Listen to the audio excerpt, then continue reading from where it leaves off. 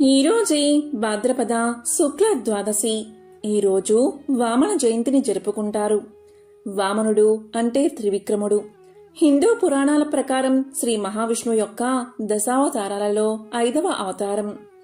ఎంతో విశేషమైన పవిత్రమైన ఈరోజు వామన అవతార కథను ఎవరైతే వింటారో లేక చదువుతారో వారు సకల శుభాలను పొందుతారు. దైవారాధన సమయంలో ఎవరైతే త్రివిక్రమ పరాక్రమాన్ని అంటే వామన పరాక్రమాన్ని స్మరించుకుంటారో వారికి నిత్య సౌఖ్యాలు కలుగుతాయి. మరి ఆ కథ ఏంటో ఇప్పుడు ఈ వీడియోలో తెలుసుకుందాం. క్షీరసాగర మదనం పూర్తయిన తర్వాత దాని ఫలితంగా లభించిన అమృతాన్ని దేవతలు తాగుతారు. దీనివల్ల వార్ధక్యాన్ని మరణాన్ని జయిస్తారు. మళ్లీ సామ్రాజ్యాన్ని చేజెక్కించుకుని అత్యంత వైభవంతో జీవితాన్ని గడుపుతూ ఉంటారు దేవతలు. అప్పుడు ఒక గొప్ప ఆశ్చర్యకరమైన సంఘటన జరిగింది. అమృతం తాగిన తర్వాత ఒకవేళ అది అహంకారానికి కారణమైతే పరిస్థితి ఏమిటి? ఈ అనుమానాన్ని తీర్చడానికే కాలగమనంలో ఉత్తాన పతనాలు జరుగుతాయి. ఇక రాక్షసులకు నాయకత్వం వహించిన బలి చక్రవర్తి యుద్ధంలో ఓడిపోయాడు. ఓడిపోయినందుకు అతను బెంగ పెట్టుకోలేదు. తన గురువైన శుక్రాచార్యుల వారి వద్దకు వెళ్లి పాదాలు పట్టుకున్నాడు. బలిచక్రవర్తి ఇలా పలికాడు: మహానుభావా శుక్రాచార్య, మాకందరికీ కూడా అమృతోత్పాదనంలో భాగం ఇచ్చారు. కష్టపడ్డాము, కాని అమృతాన్ని సేవించలేకపోయాము. అమృతాన్ని సేవించకపోవడం వల్ల ఇక మేము శాశ్వతంగా ఎప్పుడు దేవతల కన్నా అధికులం కాకుండా ఉండిపోవలసినదేనా? అమృతం తాగిన వారిని కూడా ఓడించగలిగిన శక్తి మాకు మీ పాదాల నుండి వస్తుందని మేము నమ్ముతున్నాము. మీరు మమ్మల్ని ఆ స్థితికి తీసుకెళ్లాలి. నేను పరిపూర్ణమైన విశ్వాసంతో మీ పాదాలు పట్టి ప్రార్థన చేస్తున్నాను అన్నాడు బలిచక్రవర్తి. అప్పుడు శుక్రాచార్యుల వారు బలిచక్రవర్తితో ఇలా అన్నారు: ఓ బలిచక్రవర్తి, ఇప్పుడు నేను నీతో ఒక యాగం చేయిస్తాను. దీనిని విశ్వజిత్ యాగము అంటారు అని చెప్పి ఆ యాగాన్ని బలిచక్రవర్తి చేత ప్రారంభింపచేశాడు శుక్రాచార్యుడు. యాగానికి ఫలితం విష్ణువే ఇవ్వాలి. విశ్వజిత్ యాగం నడుస్తూ ఉంది. అది పరిపూర్ణం అయ్యేసరికి ఆ యాగగుండంలో నుంచి ఒక బంగారు రథం బయటకు వచ్చింది. దానిమీద ఒక బంగారు వస్త్రం కప్పబడి ఉంది. సింహము గుర్తుగా కలిగిన పతాకం ఒకటి ఎగురుతుంది. అద్వితీయమైన అక్షయ తూణీరముల జంట వచ్చింది. ఒక గొప్ప ధనస్సు వచ్చింది.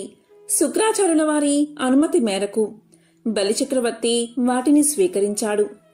బలిచక్రవర్తి తాతగారు ప్రహ్లాదుడు, ప్రహ్లాదుని కుమారుడు విరోచనుడు, విరోచనుని కొడుకే ఈ బలిచక్రవర్తి. ఆయన వచ్చి ఒక స్వర్ణ పుష్పమాల బలిచక్రవర్తి మెడలో వేశాడు. ఇక శుక్రాచార్యుల వారి అనుగ్రహంతో అమృతం తాగిన వాళ్ళని ఓడించడం అనేది బలి చక్రవర్తి కోరిక. ఇక విశ్వజిత్ యాగం ఫలించింది. స్వర్ణ పుష్పమాలను మెడలో వేసుకుని దివ్య రథాన్ని ఎక్కి అమరావతి మీదకు దండయాత్రకు వెళ్లాడు బలి చక్రవర్తి. దేవతల ప్రభువైన ఇంద్రుడు ఈ విషయం తెలుసుకున్నాడు. అవతలివాడు గురువుల అనుగ్రహంతో వస్తున్నాడు, నేను యుద్ధం చేయగలనా? శుక్రాచార్యులు బలిచక్రవర్తి చేత విశ్వజిత్ యాగం చేయించాడు. ఆయన శక్తిని తక్కువగా అంచనా వేయడానికి అస్సలు వీల్లేదు.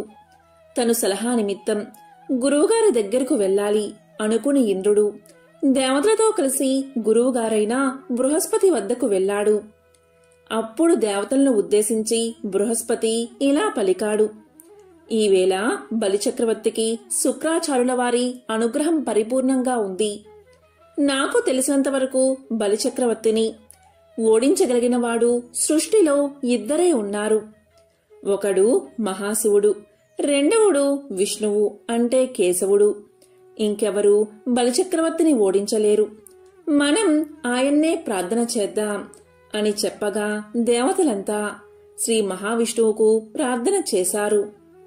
ఇక దేవతల ప్రార్థన విన్న శ్రీమన్నారాయణుడు ప్రత్యక్షమై ఈ విధంగా పలికాడు: బృహస్పతి చెప్పింది యథార్థమే. ఏ గురువుల అనుగ్రహంతో ఈవేళ బలిచక్రవర్తి ఈ స్థితిని పొందాడో మళ్ళీ ఆ గురువుల అనుగ్రహానికి బలిచక్రవర్తి దూరమైన రోజున మీరు బలిచక్రవర్తిని చిటికిన వేలితో కొట్టగలరు. గురువుల అనుగ్రహం అంత స్థాయిలో ఉండగా మీరు వాడిని ఏమీ చెయ్యలేరు. ఇక యుద్ధం చేయడం అనవసరం.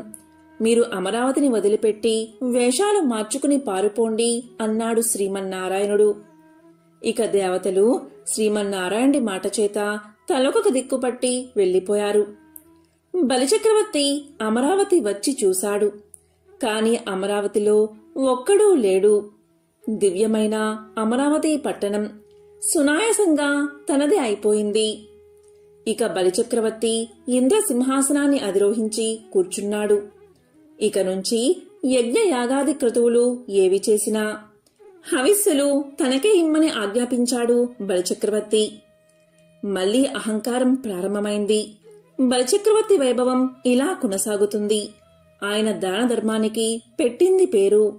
అటువంటి బలిచక్రవర్తి రాజ్యం చేస్తున్నాడు. ముల్లోకాలను పాలన చేస్తున్నాడు. ఆయన మహాభక్తుడు రావణాసురుని వంటి ఆగడములను చేసినవాడు కాదు. ఇటువంటి సమయంలో చిత్రమైన ఒకటి సంఘటన జరిగింది. అది ఏంటి అంటే, కశ్యప ప్రజాపతికి 2 భార్యలు. ఒకరు అదితి, ఒకరు దితి. ఇంద్రాదులు అదితి కుమారులు. ఇవాళ వారు అమరావతిని వదిలిపెట్టి అరణ్యంలోకి వెళ్లిపోయారు. ఆవిడ బాధ భరించలేక ఒకనాడు తన భర్త అయిన కశ్యప ప్రజాపతికి చెప్పింది. కశ్యప ప్రజాపతి గొప్ప బ్రహ్మజ్ఞాని. ఆయన ఒక నవ్వు నవ్వి ఇలా అన్నాడు, అదితి, ఈ భార్యలేమిటి, కొడుకులేమిటి, రాజ్యాలేమిటి, ఈ సింహాసనాలు ఏమిటి, అసలు ఈ గొడవలు ఏమిటి, ఇదంతా నాకు అయోమయంగా ఉంది. ఈ సంబంధాలకు ఒక శాశ్వతత్వం ఉన్నదని నీవు అనుకుంటున్నావా? నేను అలా అనుకోవడం లేదు.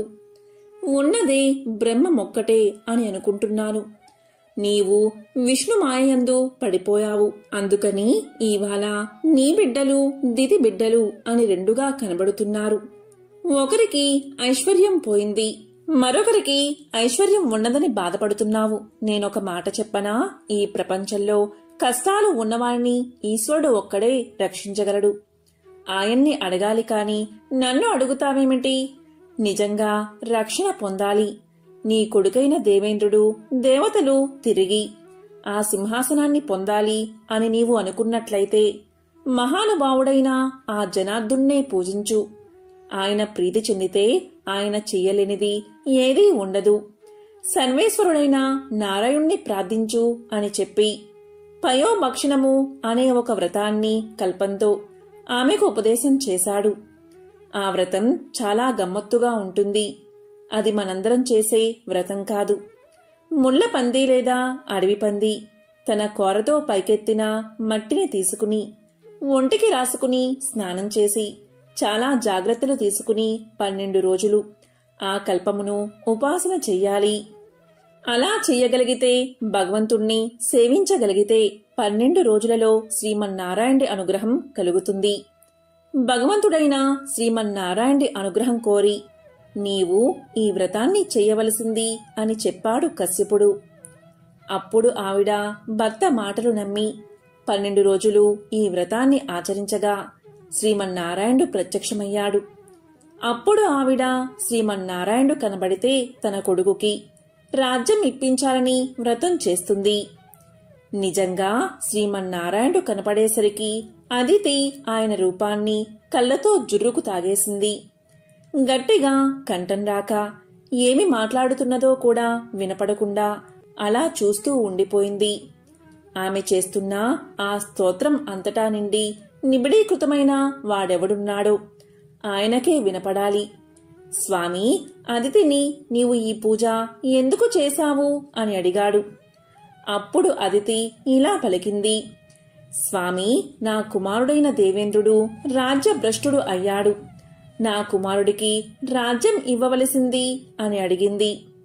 అప్పుడు శ్రీమన్నారాయణుడు ఇలా అన్నాడు, నీ కుమారుడికి రాజ్యం ఇప్పిస్తాను అని అనకుండా, అమ్మా, నీ కుమారుడు ఇంద్రుడు, కోడలు సచీదేవి బాధపడుతున్నారని అనుకుంటున్నావు కదా, వాళ్ళందరూ నీవు సంతోషించేటట్లు నేను తప్పకుండా నీవడిగిన పని చేస్తాను. కానీ అమ్మా, నాకు ఒక కోరిక ఉంది. అమ్మా, నాకు నీ కొడుకునని అనిపించుకోవాలని ఉన్నది. నీ గర్భవాసము చెయ్యాలని అనిపిస్తుంది. నీ కొడుకుగా పుడతాను అని అన్నాడు. అలా అడిగేసరికి అదితి తెల్లబోయింది. ఆమె ఇలా పలికింది, స్వామి, నాకంతకన్నా భాగ్యమా? తప్పకుండా అంది. అప్పుడు స్వామి ఇలా పలికాడు, నీ భర్తను ఇదే రూపంతో, ఇంతకు పూర్వం ఏ భక్తితో ఉన్నావో అలా నీ భర్తను సేవించు. నేను నీ భర్తలోకి ప్రవేశించి ఆయన తేజస్సుగా నీలోకి వస్తాను అన్నాడు. ఎంతో యథాపూర్వకంగా పుట్టాడు. ఆమె గర్భమునందు ప్రవేశిస్తే బ్రహ్మగారు శ్రీమన్నారాయణుడి స్తోత్రం చేశారు. అదితి గర్భం గర్భాలయమైనది. గర్భము నిలబడింది కనుక ఆవిడ చుట్టూ ఉన్న స్త్రీలు వేడుక చేశారు. అమ్మ కడుపులో ఉండవలసిన కాలం పూర్తయిన తరువాత మంచి ముహూర్తం చూసుకుని శ్రవణ నక్షత్రంలో ద్వాదశి తిథి నాడు మిట్ట మధ్యాహ్న వేళ శ్రీమన్నారాయణుడు జన్మించాడు. ఆయన పుడుతూనే ఉపనయనం చేసుకోవాల్సిన వయస్సు పొందిన బాలుడిగా శంఖ, చక్ర, గద, పద్మాలతో శ్రీమన్నారాయణుడిగా పుట్టాడు. అప్పుడు అదితి స్తోత్రం చేసింది. కశ్యప ప్రజాపతి స్తోత్రం చేశాడు. వెంటనే ఆయన తన రూపాన్ని ఉపసంహారం చేశారు. ఉపనయనం చేసుకునే వయస్సు ఉన్న వటువుగా 8 సంవత్సరాల పిల్లవాడిగా మారిపోయాడు. వటువుకి కశ్యప ప్రజాపతి ముంజగడ్డితో చేసిన మొలతాడు ఇచ్చాడు. తల్లి అదితి కౌపీనం ఇచ్చింది.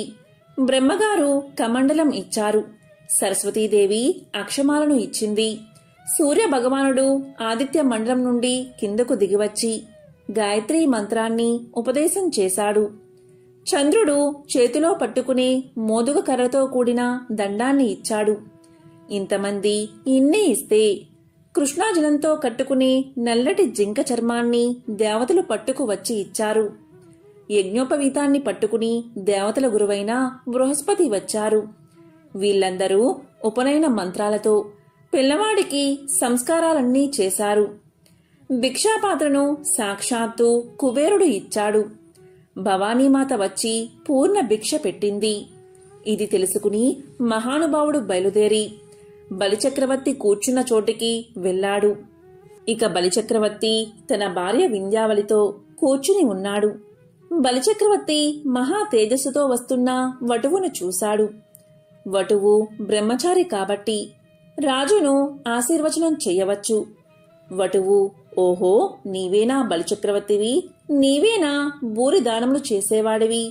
నీకు స్వస్తి స్వస్తి స్వస్తి. స్వస్తి అంటే శుభం. ఇలా బలిచక్రవర్తిని చూడగానే ఆశీర్వదించాడు. బ్రహ్మచారి సభలోకి నడిచి వస్తున్నప్పుడు చక్రవర్తి అయినా సరే వేదిక దిగి ఆహ్వానించాలి. ఇక బలిచక్రవర్తి వెంటనే లేచి నిలబడి వింధ్యావళిని బంగారు పళ్ళెం తీసుకురమ్మని చెప్పాడు. వటువును ఉచిత ఆసనం మీద కూర్చోబెట్టి ఆ బంగారు పళ్ళెమును వటువు కాళ్ల కింద పెట్టి ఆయన పాదాలు కడిగి తాను తీర్థంగా తీసుకున్నాడు. వింధ్యావళికి తీర్థాన్ని ఇచ్చాడు. ఆయన పాదోదకమును శిరస్సున ప్రోక్షణ చేసుకున్నాడు. నాయనా వడుగా, నీవు ఎవరివాడివి? ఎక్కడ ఉంటావు? నీవు రావడం వల్ల ఇవాళ ఈ కాలం మంగళప్రదం అయిపోయింది. బ్రహ్మచారి వడుగు చేసుకున్నా వాడవు, నీవు వచ్చావు. ఇప్పటి వరకు అగ్నిహోత్రం మామూలుగా వెలుగుతుంది. నీవు రాగానే అగ్నిహోత్రం మహాప్రకాశంతో పైకి లేస్తుంది. నీ రాక వల్ల నా వంశం, నా జన్మ సఫలం అయ్యాయి. ఇంతకు ముందు 99 యాగాలు చేశాను. ఇది 100వది. నా జన్మ ధన్యమైనది అన్నాడు బలిచక్రవర్తి. బలిచక్రవర్తి అడిగిన ప్రశ్నలకు వామనుడు ఒక నవ్వు నవ్వి ఇలా పలికాడు, ఓ చక్రవర్తి, నేను ఒక చోట ఉంటానని చెప్పలేను. అంతటా తిరుగుతూ ఉంటాను. ఒక కళ్ళు చెప్పినట్లు వినడం నాకు అలవాటు లేదు. నే చెప్పినట్లే ఇంకొకరు వింటూ ఉంటారు. నాకు ఏది తోస్తే అది చేస్తాను. ఇది చదువుకున్నాను, ఇది వచ్చు, అది చదువుకోలేదు, అది రాదని చెప్పడం అస్సలు కుదరదు. ప్రపంచంలో ఎన్ని చదువులు ఉన్నాయని నీవు అనుకుంటున్నావో అవన్నీ నాకు వచ్చునని నీవు అనుకో. పైగా నేను ఇలాగే ప్రవర్తిస్తానని చెప్పడం కూడా కష్టమే. నేను 3 రకాలుగా మాత్రం ప్రవర్తిస్తూ ఉంటాను. నాకు చుట్టమనేవాడు ప్రపంచంలో ఎవడూ లేడు. ఒకప్పుడు నాకు డబ్బు ఉండేది. బ్రహ్మచారి ఎక్కడ మంచి మాట వినబడితే అక్కడ వినాలి. అందుకని మంచివాళ్ల దగ్గర నా బుర్ర తిరుగుతూ ఉంటుంది. అంతేకాదు నన్ను కోరుకున్న వాళ్ళ దగ్గర నేను తిరుగుతూ ఉంటాను అన్నాడు అతను. ఆ మాటలు విన్న బలిచక్రవర్తి ఈ వామనుడి బొజ్జలో ఎన్ని మాటలున్నాయో అని ఆశ్చర్యపోయాడు. పొంగిపోయి ఇలా అన్నాడు, పిల్లవాడా, నిన్ను చూస్తే నాకు చాలా ఆనందంగా ఉంది. నీవు వటువుని, నేను చక్రవర్తిని. నీకు ఏదో ఒక కానుక ఇవ్వాలి. నీకు ఏం కావాలో కోరుకో. ఈ భూమి మీద పుట్టిన అద్భుతమైన ఓ బ్రహ్మచారి నీకేం కావాలో అడుగు. ధనమా, గోవులా, కన్యలా, రథాలా, బంగారమా, వజ్రాలా, రాజ్యంలో భాగమా, నీకు ఏం కావాలి? నీకు ఏదైనా ఇవ్వగల సమర్థుణ్ణి నేను. నీకేం కావాలో అడుగు, నీకిస్తాను అన్నాడు. ఆ మాటలకు వామనుడు నవ్వి, నాకు ఏది కావాలంటే అది నీవు ఇస్తావా? నేను అల్పానికే సంతోషించేవాడిని. నాకు నీవు ఇవ్వగలిగింది ఏమిటి? నేను తృప్తి పొందేవాడిని. అయినా ఏదో ఒకటి పుచ్చుకోమని నీవు అడిగావు కదా, నాకు 1-2 అడుగుల నేల ఇవ్వు. అప్పుడు వామనుడు ఇంకా ఇలా పలికాడు, నీవు నాకు 1-2 అడుగుల నేలను ఇస్తే దానితో 1 అడుగుతో ఊర్ధ్వలోకాన్ని కొలుస్తాను, 1 అడుగుతో అదో లోకాన్ని కొలుస్తాను. 3వ అడుగు పెట్టడానికి మళ్ళీ నిన్ను చోటు అడుగుతాను. నీవు కాని 1-2 అడుగులు నేలను ఇచ్చానని అంటే నేను బ్రహ్మానందాన్ని పొందుతాను. ఈ బ్రహ్మాండమంతా నిండిపోతాను అన్నాడు. అంతా విన్న బలిచక్రవర్తి ఇలా అన్నాడు, నీవు పిల్లవాడివి, నీకు అడడం కూడా చేతకాదు. నీవు 3 అడుగుల భూమిని కొలిస్తే నీకు ఎంత వస్తుంది? నేను బ్రహ్మాండాన్ని జయించిన వాడిని. 3 అడుగుల నేల నేను నీకు ఇవ్వడం. ఇంకేదైనా అడుగు, నీవు ఏది అడిగితే అది ఇస్తాను అన్నాడు చక్రవర్తి. వామనుడు ఆశ్రమ ధర్మాన్ని పాటించాడు. గొడుగో, జన్నిదమో, కమండలువో, నాకున్ ముంజియో, దండమో, వడుగేనెక్కడా, భూములెక్కడా, కరుల్ వామాక్షు, లస్వంబులెక్కడా, నిత్యోచిత కర్మలెక్కడా, మదాకాంక్షితంబైన 3 అడుగుల మేరయు త్రోవకిచ్చుటది. బ్రహ్మాండము నా పాలికిన్, అవన్నీ ఇస్తానంటావేమిటి? నేను బ్రహ్మచారిని. బ్రహ్మచారిని పట్టుకుని వరచేలంబులు, మాడలు, ఫలాలు, వన్యంబులు, గోవులు మొదలైన వాటిని పుచ్చుకొనమంటావేమిటి? వాటిని నేను పుచ్చుకోకూడదు. నేను గొడుగు, యజ్ఞోపవీతము, కమండలము, ముంచి, దండము మొదలైన వాటిని మాత్రమే అడగాలి. నాకివన్నీ అక్కర్లేదు. నేను జపం చేసుకోవడానికి, నేను అగ్ని కార్యం చేసుకోవడానికి నాకు 3 అడుగుల నేల ఇస్తే చాలు అన్నాడు వటువు. అప్పుడు బలిచక్రవర్తి ఇలా పలికాడు, ఓ వటువా, ఇదిగో బంగార పాత్ర ఇక్కడ పెట్టాను. వచ్చి నీ పాదాలు ఇందులో పెట్టు. ఓ వింధ్యావళి, బంగారు చెంబుతో నీళ్లు పొయ్యి. ఈ పిల్లవాడి పాదాలు కడిగి వాడికి 3 అడుగుల నేల దారపోస్తాను. నీళ్లు పట్టుకునిరా అన్నాడు చక్రవర్తి. ఇక భర్త మాట ప్రకారం వింధ్యావళి వటువంక చూసి పొంగిపోతూ నీళ్లు పట్టుకువద్దామని లోపలికి వెళ్తుంది. ఈలోగా బ్రహ్మచారి బంగారు పాత్రలో పాదాలు పెట్టబోతున్నాడు. వెంటనే అక్కడికి శుక్రాచార్యుల వారు పరుగు పరుగున వచ్చి ఇలా అన్నారు, రాజా, నీ చేత విశ్వజిత్ యాగాన్ని చేయించి ఇవాళ నీకు ఇంత వైభవాన్ని ఇచ్చాను. వచ్చినవాడు ఎవరో తెలుసా? ఏమైనా మాట ఇచ్చావా అని అడిగాడు. అప్పుడు బలిచక్రవర్తి ఇలా అన్నాడు, ఈ బ్రహ్మచారి 3 అడుగుల నేల అడిగితే ఇస్తాను అన్నాడు. అప్పుడు శుక్రాచార్యులు ఇలా అన్నారు, రాజా, ఆ వచ్చినవాడు మరెవరో కాదు, శ్రీ మహావిష్ణువు. ఎప్పుడూ ఆయన ఎవరి దగ్గర ఏదీ పుచ్చుకోలేదు. ఇవాళ నీ దగ్గర చెయ్యి చాపి దానం పుచ్చుకుంటున్నాడు. ఎందుకో తెలుసా? ప్రహ్లాదుడికి నువ్వు మనవడివి. ఆ వంశంలో వాడిని ఆయన నిగ్రహించడు. ఒక మహాపురుషుడు వంశంలో ఉంటే ఆ కింద వాళ్ళకి ప్రమాదం ఉండదు. నీ జోలికి రాలేరు. నీతో యుద్ధం చేయకుండా నువ్వు ఇంద్రుడి దగ్గర నుంచి పొందిన రాజ్యాన్ని తీసుకుని ఇంద్రునకు ఇస్తాడు. 3 అడుగులు పుచ్చుకుంటున్నాడు. నేను నా దివ్య దృష్టితో చూసి చెబుతున్నాను. ఆ 2 అడుగులతో ఉత్తర క్షణం ఈ బ్రహ్మాండాలన్నీ నిండిపోతాడు. 3వ అడుగు ఎక్కడ పెట్టనని అడుగుతాడు.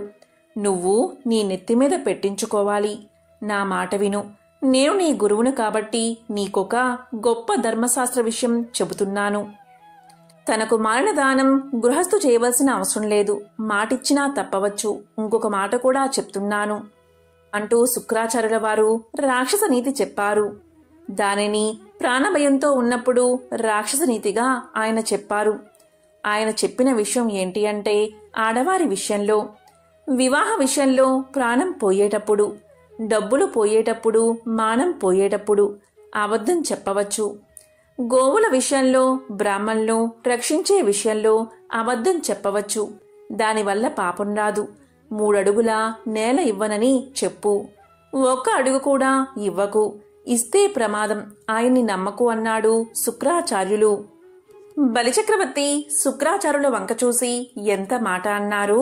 లక్ష్మీనాథుడైన వాడు వచ్చి నా దగ్గర చెయ్యి చాపాడని మీరే చెబుతున్నారు. శ్రీమన్నారాయణ చెయ్యి మామూలు చెయ్యా. లక్ష్మి అమ్మవారి కొప్పుపై పడుతుంది. ఆవిడ శరీరాన్ని నిమురుతుంది. ఒక్కొక్కసారి ఆవిడ పమిట పట్టుకుని ఆడుకుంటాడు. ఒక్కొక్కసారి ఆవిడ పాదాలు పట్టుకుంటాడు. అమ్మవారి బుగ్గలను నిమురుతాడు. ఆ చెయ్యి లక్ష్మీదేవిని పొంగిపోయేటట్లు చేయగలిగిన చెయ్యి. కొన్ని కోట్ల మంది ఏ తల్లి అనుగ్రహానికై చూస్తున్నారు. అటువంటి తల్లి ఆ చెయ్యి పడితే పొంగిపోతుంది. దేవదానవులను శిక్షించిన చెయ్యి, భక్తుల కోర్కెలు తీర్చిన చెయ్యి, పాంచజన్యమును పట్టుకునే చెయ్యి. ఏ చెయ్యి వరదముద్ర చూపిస్తే భక్తులకు ధైర్యం కలుగుతుందో అటువంటి చెయ్యి భిక్ష కోసమని కింద నిలబడుతుంది. నా చెయ్యి పైదవుతుంది. నాకీ అదృష్టం చాలదా? మళ్ళీ పుడతానా? రాజ్యం ఉండిపోతుందా? దేహం ఉండిపోతుందా? పోతే పోని. ఈ రాజ్యమూ కాదు, ఈ శరీరమూ కాదు, నేను కాదు, ఏది పోయినా పర్వాలేదు. ప్రపంచంలోకి ఎంతోమంది రాజులు వచ్చారు. వచ్చిన వారందరూ తాము భూమికి పతులమని పరిపాలించామని అన్నారు. వారేరి నాది నాదని ఇంత సంపాదించాను అని అన్నారు. ఏ కొద్దీ కూడా పట్టుకెళ్లినవాడు ఈ భూమి మీద లేడు. కీర్తిని ఆశించిన ఆనాడు శిబి మొదలైన మహాపురుషులు అద్భుతమైన దానాలు చేశారు. వాళ్ళు యశో శరీరులై నిలబడిపోయారు. ఇవన్నీ మూటకట్టుకుని నేను దాచుకుంటే ఈ రాజ్యం ఉండిపోతుందా? ఈ శరీరం ఉండిపోతుందా? నాకు రాజ్యం తీసేస్తాడు, దరిద్రుణ్ణి అయిపోతానని అంటున్నావు కదా. నా స్వామి చేతికి నా రాజ్యమంతా ఇచ్చినవాడిని నేను అనిపించుకుని నేను భిక్షవునై తిరుగుతాను. నాకు బెంగలేదు. నాకు దరిద్రం రావచ్చు, జీవితం పోవచ్చు, నా ధనం పోవచ్చు. మాట పోయిన తరువాత ఆ మనిషి బతికినా ఒక్కటే, వెళ్లిపోయినా ఒక్కటే. భూదేవి మనుషుల సంఖ్యను చూసి భయపడదు. మాట తప్పే వాళ్ల బరువును తాను మొయ్యలేను అని ప్రార్థన చేస్తుంది. నేను ఆ జాబితాలో చేరను. నేను దానం చేస్తాను అన్నాడు బలిచక్రవర్తి. ఇక శుక్రాచార్యుడు, నేను నా తపశక్తితో అమృతం తాగిన వాళ్ళని ఓడిపోయేటట్లు చేశాను. ఇవాళ నువ్వు గురువు మాట కాదన్నావు. ఉత్తర క్షణం నీవు రాజ్యభ్రష్టుడు అవుతావు అని శపించాడు. వెంటనే బలిచక్రవర్తి స్వామి పాదాలను బంగారు పల్లెంలో పెట్టమన్నాడు. ఇక వామంటు వచ్చి పల్లెంలో పాదాలు పెడదామని కుడిపాదం కొద్దిగా పైకెత్తాడు. బలిచక్రవర్తి కింద కూర్చుని పాదం వంక చూస్తున్నాడు. ఆ పాదం కింద ధ్వజరేఖ, అమృతపాత్ర, నాగలి వంటి దివ్యమైన చిహ్నాలు కనబడ్డాయి. ఎర్రటి అరికాలు, పైన నల్లని పాదం. ఏ వేదాన్ని చదువుకుని అన్యాయము చేస్తారో అటువంటి వేదం ఆయన కాలి అందగా మారి అలంకరించబడి ఉంది. బ్రహ్మచారిగా ఉన్న నిద్ర లేవగానే శ్రీ మహావిష్ణువు పాదాల దగ్గర వంగి లక్ష్మీదేవి నమస్కరించడంలో లక్ష్మీదేవి నొస్టున ఉన్న కస్తూరి తిలకం ఆయన పాదాల మీద ముద్రపడి ఉంది. అటువంటి పాదాన్ని దగ్గరనుంచి చూశాడు. బ్రాహ్మీ ముహూర్తంలోని సప్తర్షుల చేత పూజించబడిన తామరల చేత సుగంధాన్ని పొందిన పాదాన్ని చూశాడు. చూసి పొంగిపోయి బలిచక్రవర్తి బంగారు పల్లాన్ని ముందుకు జరిపాడు. ఇక వామనుడు అందులో కుడికాలు ఉంచి ఎడమకాలు ఎత్తి అందులో పెట్టాడు.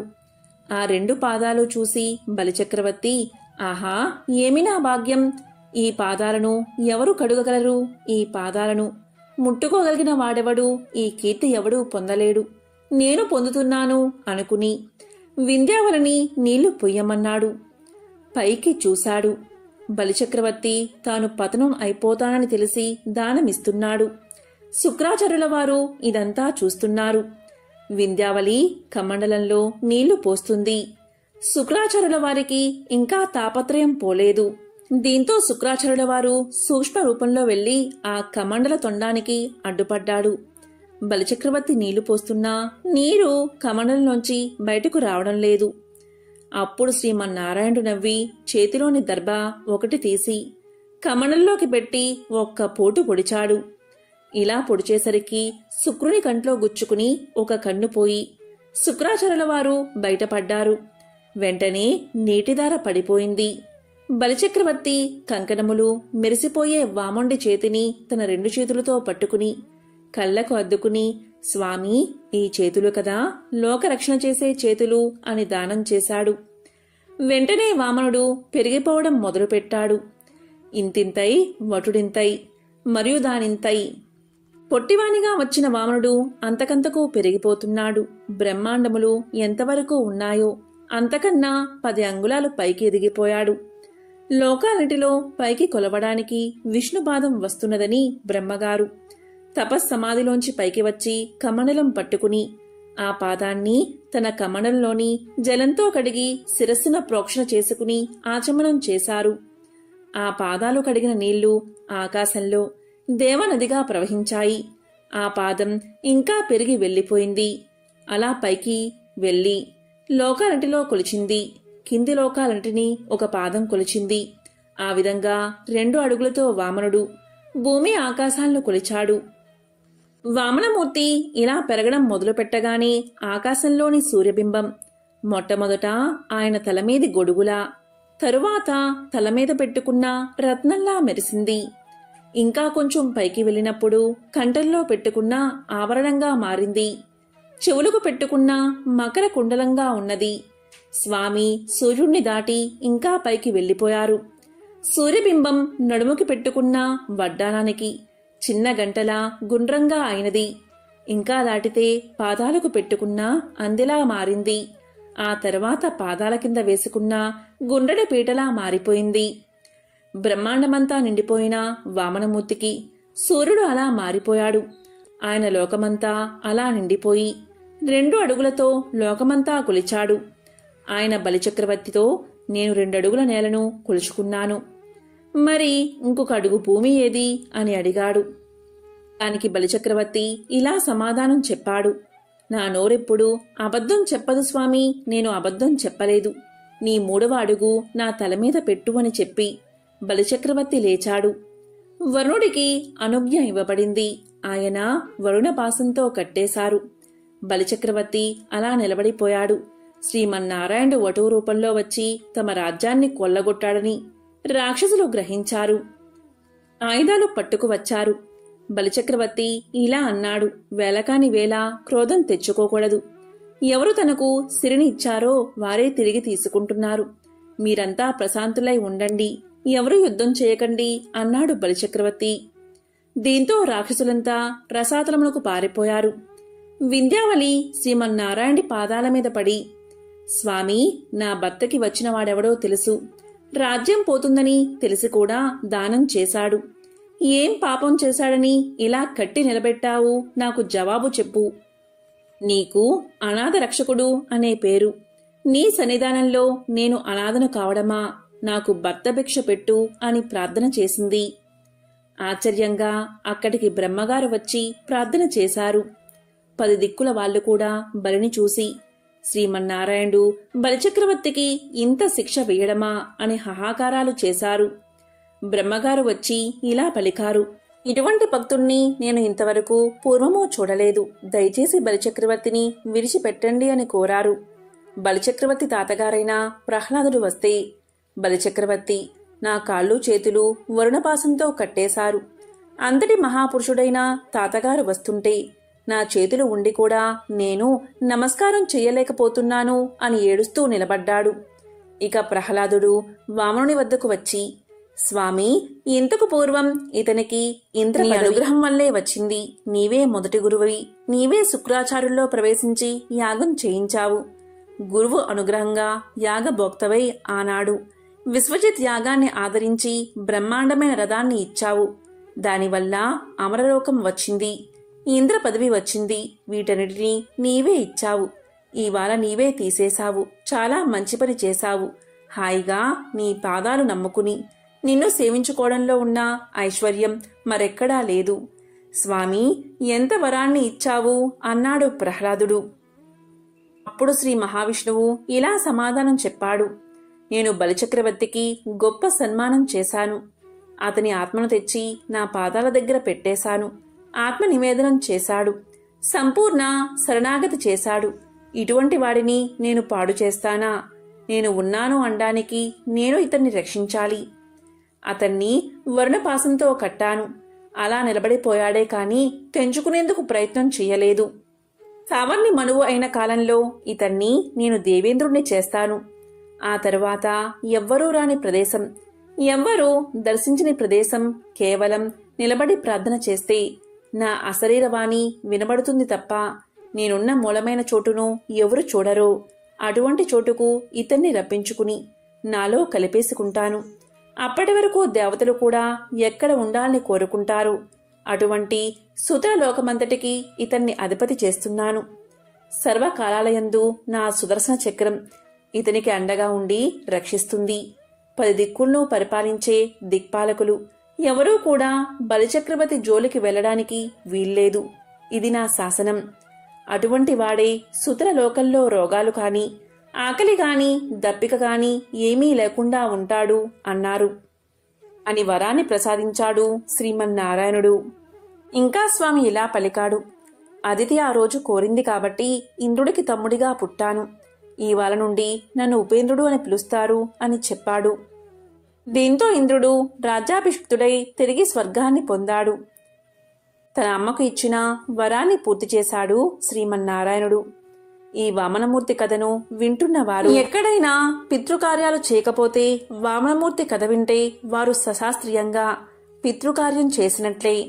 ఎక్కడైనా ఉపనయనం చేస్తే ఆ ఉపనయనంలో తెలిసి కాని తెలియక కాని ఏమైనా దోషాలు దొర్లితే ఆ దోషాలు పరిహరించబడతాయి. ఆ ఉపనయనం పరిపూర్తి అయి ఆ బ్రహ్మచారి గాయత్రీ మంత్రం చేసుకోవడానికి పూర్ణమైన సిద్ధిని పొందాలంటే వటువు వామనమూర్తి కథను వినాలి.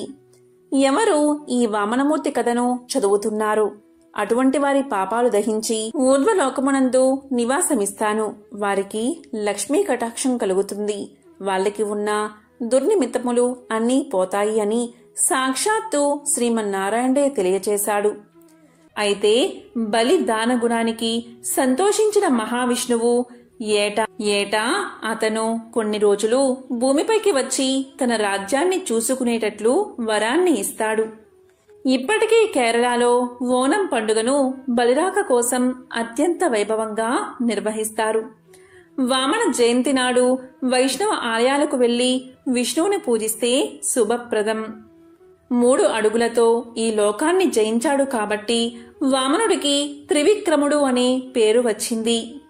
బలి సమర్పణ భావానికి భగవంతుడు ప్రసన్నుడై బలికి సుతరలోక రాజ్యాన్ని ఇచ్చాడట. ఇంద్రుడికి ఇంద్రపదవిని అప్పగించాడని పురాణాలు చెబుతున్నాయి. అలాంటి మహిమాన్వితమైన వామనుడు పుట్టిన రోజున శ్రీ మహావిష్ణువును నిష్ఠతో ప్రార్థించే వారికి అష్టైశ్వర్యాలు చేకూరతాయని పురోహితులు చెబుతున్నారు. అంతేకాదు ఈరోజు వైష్ణవ దేవాలయాలను దర్శించుకునే వారికి సకల సంపదలతో పాటు పుణ్యఫలం సిద్ధిస్తుందని పండితులు చెబుతున్నారు. వామనుడు కోరిన 3 అడుగుల వెనుక ఉన్న ఆంతర్యమేంటి అంటే నేటి తరానికి అన్వయించి చూస్తే వామనుడు కోరిన 3 అడుగులు సత్వ రజో తమో గుణాలని, సృష్టి స్థితి లయలని సూచిస్తాయని అంటారు. ఇక బలి తల మీద పాదం మోపడం అంటే అహంకారాన్ని అణిచివేయడమే. వామన జయంతి సందర్భంగా శ్రీ మహావిష్ణువును కొలిచిన వారు కూడా ఈ అహంకారాన్ని జయించి ఈతి బాధల నుంచి విముక్తి పొందుతారని విశ్వాసం. వామన పురాణంలో ఇదే కథను పోలిన మరో వృత్తాంతం కూడా ఉంది. ఆ కథ ఏంటో ఇప్పుడు విందాం. పూర్వం దుందుడు అనే రాక్షసుడు ఉండేవాడు. అతను దేవతలపై దండెత్తి బలాన్ని సమకూర్చుకోవడానికి దేవికా నదీ తీరంలో అశ్వమేధయాగం చెయ్యసాగాడు. అప్పుడు దుందుణ్ణి యుక్తితో జయించాలని శ్రీహరి వామన రూపంలో దేవికా నదిలో ఓ దొంగలాగా తేలుతూ కొట్టుకుపోసాగాడు. దుందుడు అతని అనుచరులు ఆ బాలుణ్ణి రక్షించారు. తన పేరు గతిబానుడు అని, తాను మరుగుజ్జు అయినందుకు ఆస్తి వివాదాల్లో తనను దాయాదులు నదిలో పడేశారని చెప్పాడు. అతని దీన కథను విని దుందుడు ఏం వరం కావాలో కోరుకోమన్నాడు. అప్పుడు ఆ బాలుడు దుందుణ్ణి భూమిలోకి తొక్కి సమాధి చేశాడని పురాణ కథ కూడా ఉంది. ఎంతో పవిత్రమైన ఈ వామన జయంతి రోజున బ్రాహ్మణులకు పెరుగు, అన్నం, ఏదైనా ఆహారాన్ని దానం చేయడం వల్ల కోరిన కోరికలు నెరవేరతాయి. శ్రీ మహావిష్ణువు అనుగ్రహం కోసం ఈరోజు ఉపవాసాన్ని పాటించాలి. ఈరోజు విష్ణు సహస్రనామం అలాగే విష్ణు సంబంధిత మంత్రాలను పఠించాలి. ఈరోజు విష్ణు నామాన్ని అంటే ఓం నమో నారాయణాయ అని కాని, ఓం నమో భగవతే వాసుదేవాయ అని కాని 108 సార్లు పఠిస్తే చాలు. ఆ మహావిష్ణువు యొక్క సంపూర్ణ అనుగ్రహం మీకు కలుగుతుంది. ఈ సందర్భంగా మహాభారతంలోని ఒక విశిష్టమైన కథను ఇప్పుడు విందాం. అంపశయ్య మీద పడుకున్న భీష్ముడితో ధర్మరాజు ఇలా పలికాడు. భీష్మ పితామహ, ఎవరిని నమ్మితే మనశ్శాంతి కలుగుతుంది? ఎవరిని నమ్మితే కష్టాల పాలవుతాము? అందరినీ నమ్మతగునా లేక ఎవరిని నమ్మతగదా అని అడిగాడు ధర్మరాజు. దానికి భీష్ముడు ఇలా చెప్పాడు. ధర్మనందన, పూర్వం బ్రహ్మదత్తుడు అనే రాజు ఒక చిలుకను పెంచి దానితో స్నేహంగా ఉండసాగాడు. ఆ కథను నీకు చెప్తాను. నీ ప్రశ్నకు సమాధానం నీకు దొరుకుతుంది అంటూ కథను ఇలా కొనసాగించాడు. ఆ బ్రహ్మదత్తుడు అనే రాజు చిలుకను పెంచి స్నేహంగా ఉంటూ ఉండగా ఆ చిలుకకు ఒక పిల్ల పుట్టింది. ఆ చిలుక పిల్లతో రాజకుమారుడు ఆడుకుంటూ ఉండేవాడు. ఆ చిలుక తన పిల్లతో సమానంగా రాజకుమారుణ్ణి చూడసాగింది. ఒకరోజు చిలుక బయటకు వెళ్లిన సమయంలో రాజకుమారుడు ఆ చిలుక పిల్లను చంపేశాడు. తిరిగి వచ్చిన చిలుక ఏడుస్తూ ప్రతిరోజు పళ్ళు ఫలాలు తెచ్చి నా బిడ్డతో సమానంగా రాజకుమారుణ్ణి చూసినందుకు అతను నిర్దాక్షిణ్యంగా చంపేశాడు.